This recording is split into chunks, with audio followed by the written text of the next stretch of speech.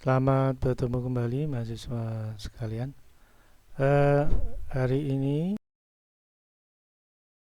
kita akan membahas tentang logika analisa kerusakan hardware untuk TV tabung dan LCD yang sering kita eh, lihat di rumah ya.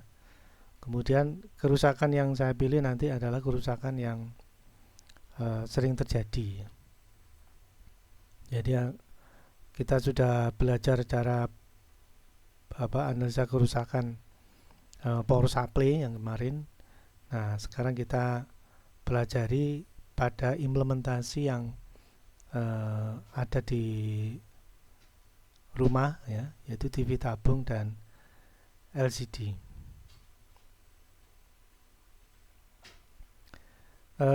Logika analisa kerusakan ini merupakan hal yang umum ya.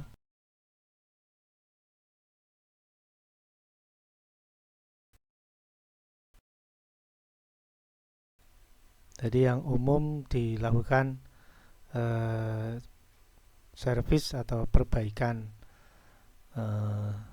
televisi tabung maupun LCD. Jadi saya akan tampilkan materinya ini tentang perbaikan yang sering dilakukan oleh service center.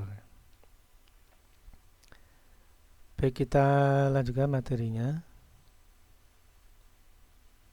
Nah, ini kita tampilkan dulu indikator yang ada pada TV tabung dan LCD bila terjadi kerusakan ya. Jadi indikatornya adalah tidak ada layar atau tidak ada gambar ya.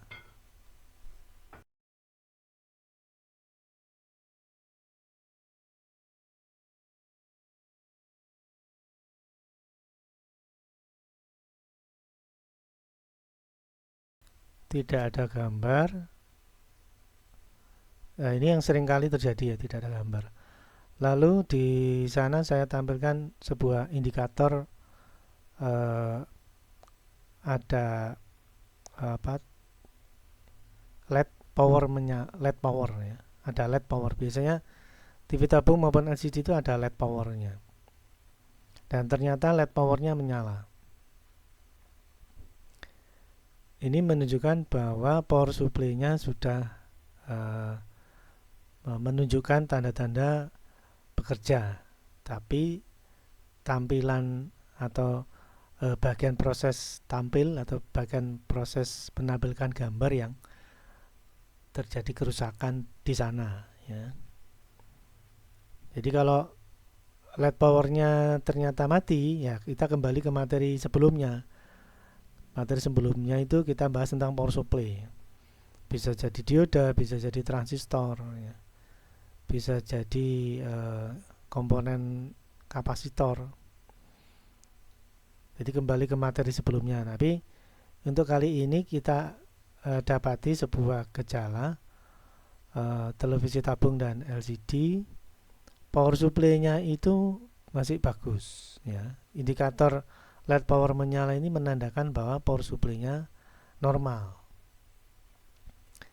Namun terjadi gejala yang lain yaitu tanpa gambar. Nah, maka analisa kerusakan kita ya mengarah ke bagian penampil gambar ya. Itu yang kita lebih fokus menganalisanya ya. Jadi kalau televisi tabung bagian penampil gambar adalah horizontal, maka kita mesti paham dulu televisi tabung itu ada bagian vertikal, horizontal ya. Nah, kita fokus ke horizontal. Nah, di LCD pun juga begitu. Bagian LCD itu ada inverter ya, ada power supply, ada inverter. Maka kita harus paham dulu bagian LCD itu ada power supply, inverter, dan istilahnya MPEG. MPEG itu yang merubah data gambar ya. Nah, ini memang kita harus belajar dulu tentang televisi tabung dan LCD supaya ngerti bagian horizontal itu yang mana, bagian vertikal itu mana, bagian power supply itu yang mana. Oke, demikian juga kita harus mempelajari LCD supaya kita mengerti bagian inverter itu mana, MPEG itu mana, dan power supply yang mana, sehingga kita tidak salah mengambil komponen ya. Baik, kita lanjutkan materinya. Ini kita masih masuk gejala, tapi ini merupakan fase paling penting untuk membuat keputusan ya. Jadi gejala ini menjadi sebuah petunjuk ya, bagian mana yang terjadi kerusakan. Baik, kita lanjutkan. Nah, kita masih menggunakan diagram analisa kerusakan seperti biasanya ya. Ada fase problem solving, ada fase implementasi, di mana fase problem solving ini fase paling penting ya, yang menunjukkan kerusakannya. Keputusan kita membuat keputusan kerusakan di bagian mana berdasarkan gejala yang ada. Jadi fase problem solving ini paling penting. Begitu kita salah mengestimasi dari gejala yang ada, maka fase implementasi akan mengalami kesulitan ya, karena bisa jadi kita dapati komponen yang tidak rusak tapi kita ganti ya, atau intinya kita salah analisa gitu. Maka kita kelompokkan dulu, ada gejala, ada indikator. Gejalanya tidak ada gambar, indikatornya LED power on, ini berarti power supply masih bagus. Nah, kita langsung mengarah ke bagian penampil gambar. Nah, di pemeriksaan ini kita langsung mengarah ke penampil gambar. Kalau TV tabung ya horizontal, kalau TV LCD itu inverter ya.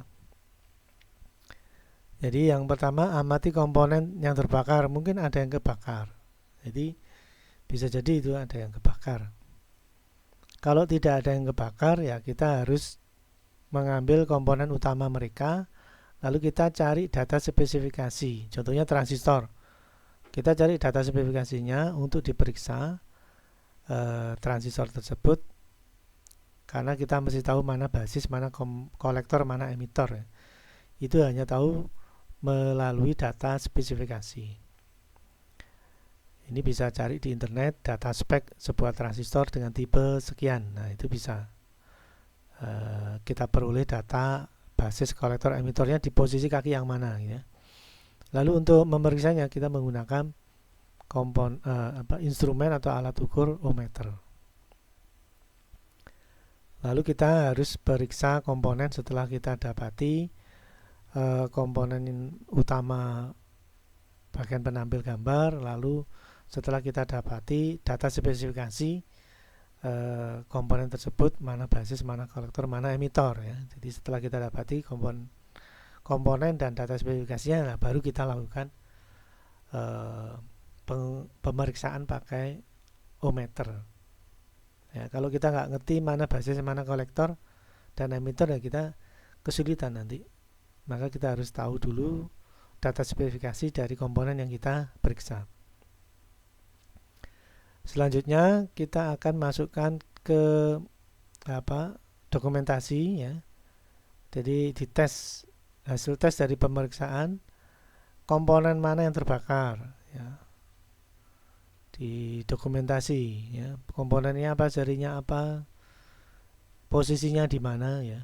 Kemudian yang kedua, periksa komponen, mungkin transistor, apakah transistornya rusak atau tidak berdasarkan hasil pemeriksaan pakai ohmmeter ya. Lalu didokumentasi komponen-komponennya, lalu implementasi, dibelikan yang baru lalu dipasang.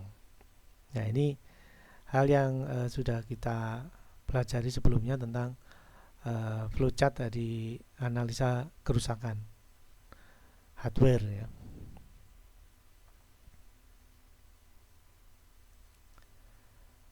Nah, ini terlihat bahwa pengamatan pada gejala ini penting sekali. Bila ini salah persepsi, misalkan LED power tidak kita abaikan ya, Wah, ini bisa jadi kesalahannya ada di mana-mana. Nah, kita nggak mungkin memeriksa komponen keseluruhan. Nah, dengan kita mengamati gejala itu kita bisa lebih fokus ke sebuah bagian. Misalkan televisi ya bagian horizontal, ya, vertikal, RGB dan vertikalnya nggak perlu kita periksa. Lalu di LCD juga begitu, yang kita fokuskan periksaan adalah inverter, ya, MPEG dan power supply nggak perlu kita periksa. Nah, maksudnya seperti itu.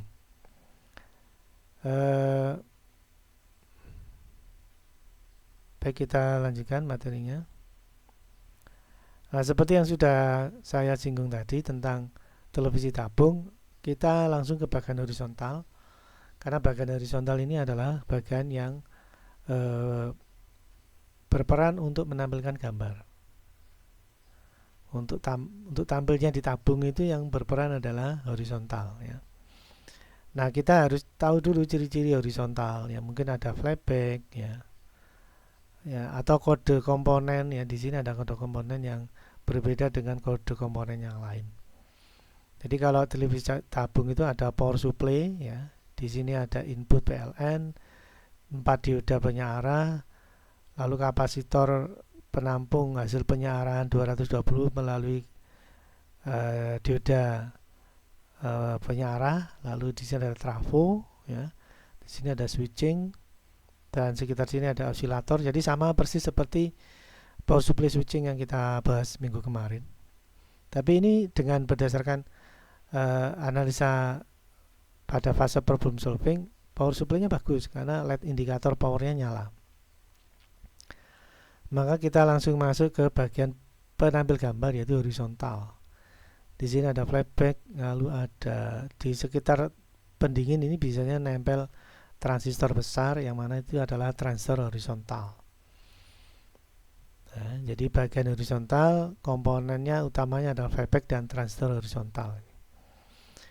Nah, yang kita periksa itu transistor horizontalnya. Kalau flashback jarang, ya.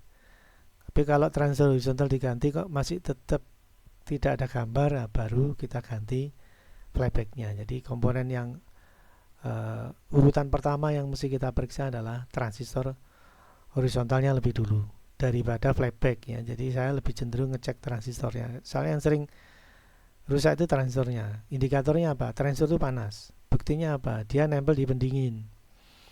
Nah, komponen yang nempel di pendingin itu berarti panas, dan komponen yang sering panas itu akan paling sering lebih dulu rusak biasanya. Baik, kita lanjutkan. Saya kira TV tabung sudah cukup jelas. Oh ya, komponen yang lain, ya, ini tuner, ya, nempel di sini berarti vertikal. Ini IC program. Ini jarang sekali rusak bila komponen bila gambar tidak ada, ya. Tapi yang sering muncul adalah yang sering terjadi adalah kerusakan di bagian horizontal. Apalagi indikator LED power yang menyala ditambah dengan indikator sound, ya. Di sini bagian sound ternyata soundnya ada suara. Nah, ini semakin jelas bahwa itu adalah bagian video atau bagian penampil gambar, yaitu horizontal, ya. Indikatornya kalau LED power nyala ketambahan suara terdengar, nah itu sudah pasti itu bagian horizontal yang terjadi kerusakan, ya. Baik, kita lanjutkan lagi. Nah, untuk bagian LCD itu ada istilahnya inverter. Di sini ada inverter, ada power supply, ya. Ini biasanya itu ada mungkin di bawah, ya, di baliknya ini ada power supply, atau jadi satu dengan bagian inverter itu power supply. Lalu di sini ada MPEG. MPEG itu yang merubah input data menjadi gambar. Biasanya input untuk LCD itu adalah VGA, ya. Jadi data-data biner RGB misalkan.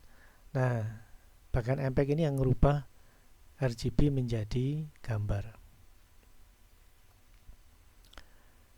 Nah, untuk bagian mana yang membuat gambar itu tidak ada, ya pasti bagian inverter, karena inverter itu bagian penampil gambar. Ya, bagian inverter itu ada komponen transformator inverter yang mensuplai backlight, ya. Arti backlight itu kayak neon tapi tegangannya ratusan, ya, 100 ratusan volt untuk membuat gambar tampak, ya, membuat gambar pada LCD itu tampak.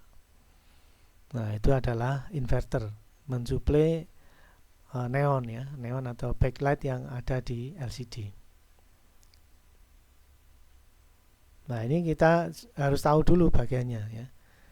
Jadi kalau nggak tahu lah, nanti yang diperiksa bisa kemana-mana, ya. Bisa jadi hal yang tidak perlu diganti malah kita ganti. Jadi kita mengurangi hal yang tidak perlu, maka kita harus pahami dulu bagian-bagian di LCD. Nah, ini ada LCD. Nah, ciri-ciri bagian LCD adalah ada komponen transformator. Bentuknya seperti ini, ya.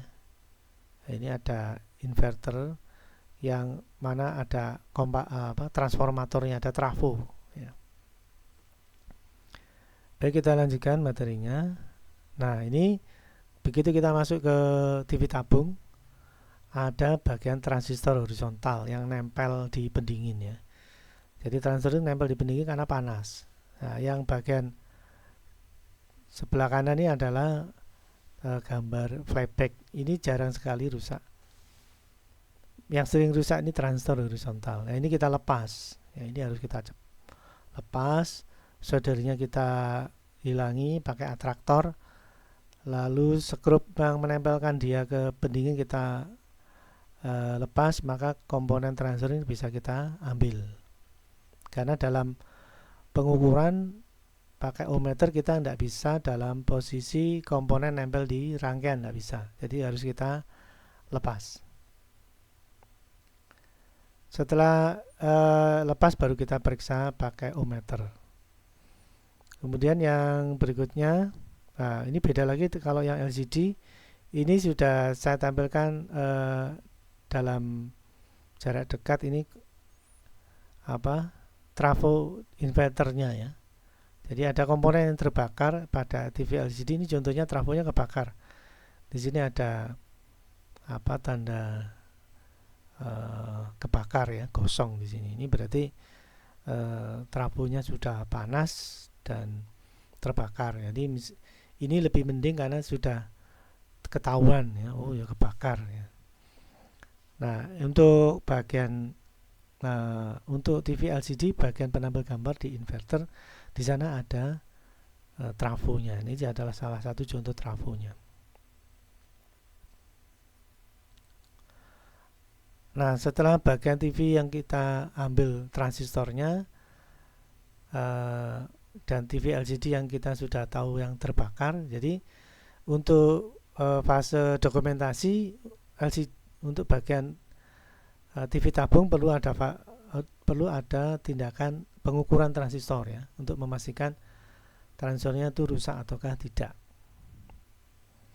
Untuk yang inverter kayaknya kalau di bagian dokumentasi sudah lebih dulu ketahuan, ya, kebakar. Jadi bagian dokumentasi bisa kita langsung ke komponennya, yaitu sudah pasti rusak, karena kebakar itu adalah indikator dia sudah rusak. Nah, yang belum adalah bagian TV tabung untuk melakukan pengukuran atau pemeriksaan, ya, pemeriksaan transistor horizontal. Baik, kita lanjutkan materinya. Nah, ini kita siapkan multimeter, ya. Posisi multimeter pada ohmmeter, ya, ini pada posisi ohmmeter. Ini arahnya sudah ke bawah, ini ohmmeter. Ya, di sini adalah selektor ohmmeter, jadi arahkan batas ukurnya ini ke bagian 1 kilo dari ohmmeter, ya. Dan apabila jarum tidak tepat pada posisi 0, ya, bisa kita atur di pengaturan kalibrasi, ya. Lalu kita siapkan probe-nya, ya, probe merah dan hitam atau probe negatif dan positifnya. Nah, ini. Kemudian kita lakukan adalah mengamati jarum yang menunjuk angka bagian ohmmeter ya. Jadi sebenarnya ini sudah kita bahas di minggu kemarin. Kita amati pergerakan jarum pada ohmmeter. Apakah menunjukkan angka tertentu ya, ataukah hubung singkat, ataukah angka yang besar. Nah, poin utamanya di situ untuk pemeriksaan transistor. Bila kita sudah siapkan alat instrumennya, alat-alatnya, kemudian kita cari data spesifikasi transistornya. Misalkan kita dapati transistornya itu D2499. Kita cari di internet data spesifikasinya. Ya, kita harus tahu di mana basis kolektor emitornya. Ya, jadi kita harus tahu basis kolektor emitor itu di kaki mana. Oh, basis kaki 1, kolektor kaki 2, emitor kaki 3. Ya, berarti ini basis kolektor emitor. Nah, berarti kita sudah tahu posisi kakinya terhadap basis kolektor emitor. Nah, ini kalau di layar ini saya tampilkan yang lebih banyak karakteristiknya. Ini adalah ampernya ya. Kolektor current ini ada 6 ampere. Kemudian kalau dalam kondisi DC, tapi kalau switching, ini switching ini berarti horizontal itu switching, karena frekuensi horizontal itu switching, seperti power supply switching yang kita bahas minggu kemarin tuh. Ampernya sampai 12 ampere. Nah, ini penting sekali kalau kita ternyata komponen yang kita cari yaitu D2499 tidak ada yang jual di toko atau di pasar. Pasar toko elektronik ternyata nggak ada yang jual. Nah, itu kita harus cari tipe yang lain selain D2499 tapi mempunyai spesifikasi yang sama, yaitu arus DC-nya 6 ampere dan arus switching-nya 12 ampere. Nah, itu. Jadi kalaupun kita mau ganti seri yang lain tidak masalah, asal spesifikasi arusnya sama atau kemampuan dayanya sama. Ya, ini ya. Jadi setelah kita dapat kita lepas komponennya, kita cari data spesifikasinya, kita tahu ini komponen pin 1, 2, 3 ini adalah basis kolektor emitor. Nah, kita bisa langsung melakukan pemeriksaan. Dan kita siapkan juga tipe yang lain yang mungkin komponen yang kita cari ini tidak ada yang jual. Kita cari tipe yang lain dengan spesifikasi yang sama. Nah, ini jadi siap-siap dulu. Kalau misalnya tipe ini tidak dijual, ya kita siapkan tipe yang lain dengan spesifikasi arus kolektor yang sama.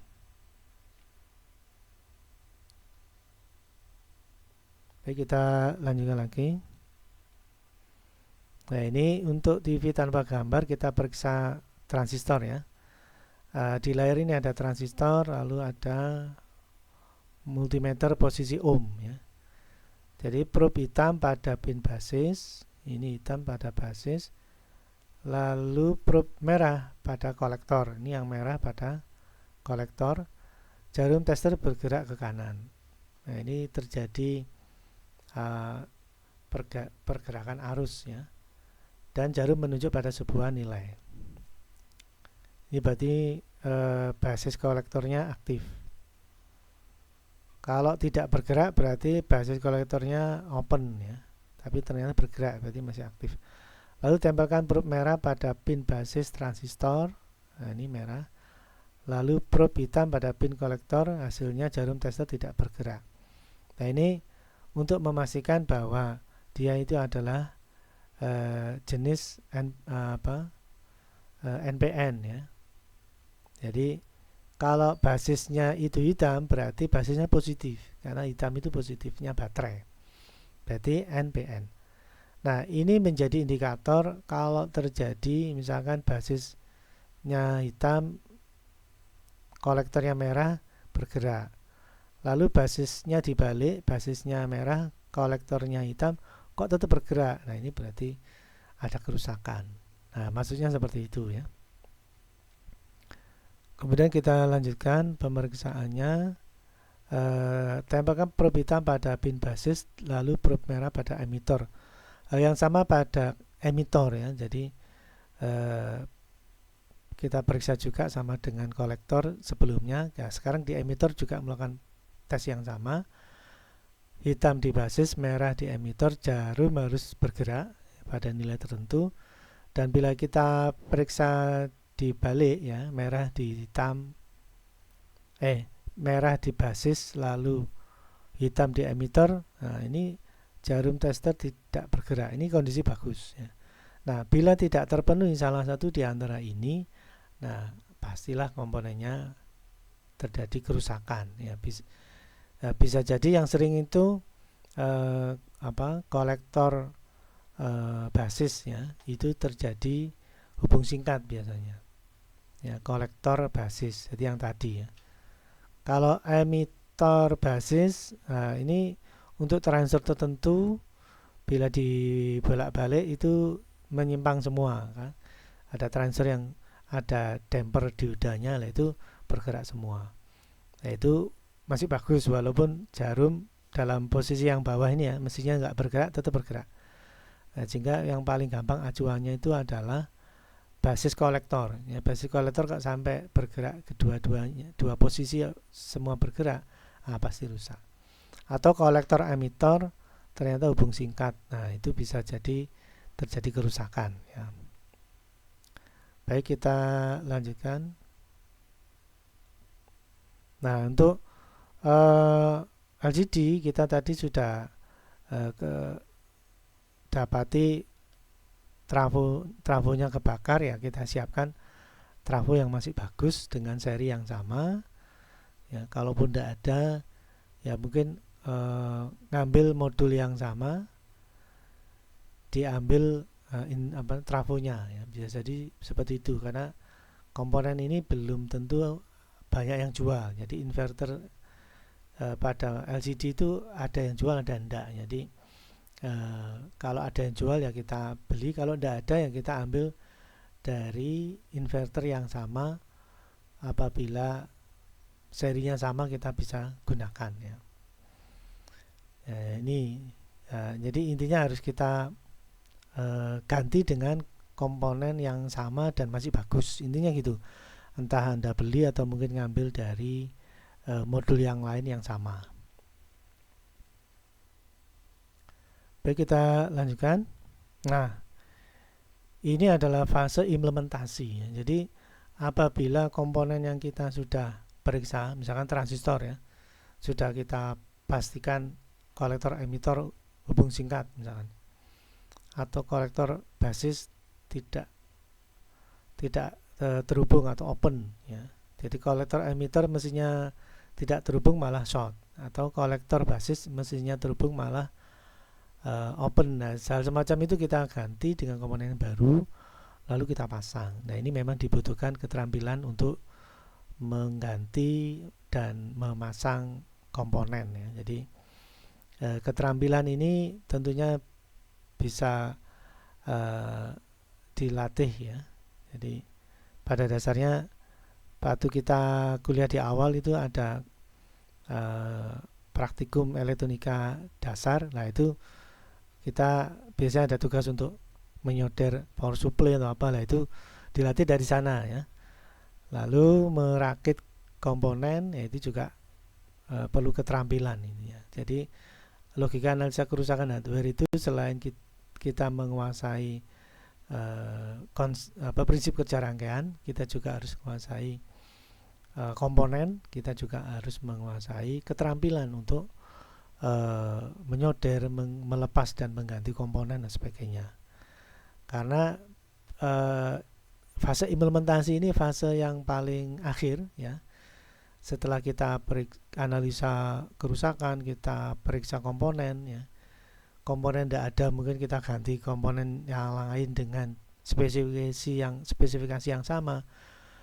Lalu kalau sudah dapat kita beli berdasarkan catatan di dokumentasi, kita ganti ya, kita pasang. Nah, ini memang implementasi ini. Bagian implementasi ini bagian akhir yang bagian paling utama, bagian yang paling akhir yang paling penting ya. Yaitu fase implementasi. Keterampilan yang dibutuhkan juga penting sekali. Kemampuan menyoder, kemampuan melepas komponen, kemampuan memasang komponen, komponen nggak boleh terbalik dan sebagainya. Nah itu hal yang dibutuhkan untuk fase implementasi. Dan apabila ini sudah kita lakukan dengan baik, maka harapannya perangkat kita yang kita perbaiki itu bisa normal kembali, bisa baik kembali setelah kita ganti komponennya. Ya, tentunya kita mengganti komponen itu juga nggak sembarangan ya. Kita periksa dulu komponennya, kita lihat data spesifikasinya. Jadi fase-fase yang kita pelajari kemarin tuh kita ikuti, maka akan kita dapatkan eh, apa hasil yang semaksimal mungkin ya. Baik, saya kira itu yang bisa saya sampaikan hari ini. Semoga bermanfaat. Sekian dan terima kasih.